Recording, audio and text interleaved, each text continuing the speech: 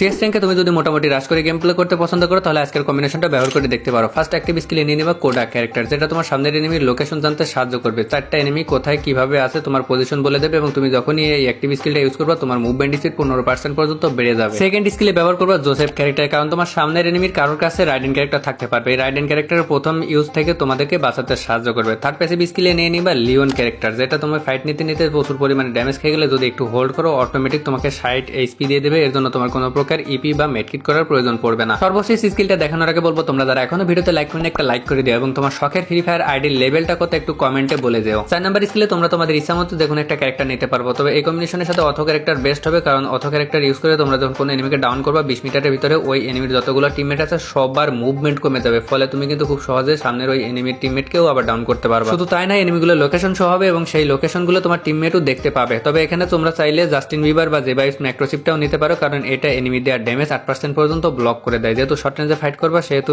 এই ক্যারেক্টারটা নিলেও নিতে পারো। এখানে পেট তোমরা রকি পেট ইউজ করবা এবং লোড আউটে তোমরা তোমাদের ইচ্ছা মতো নিও।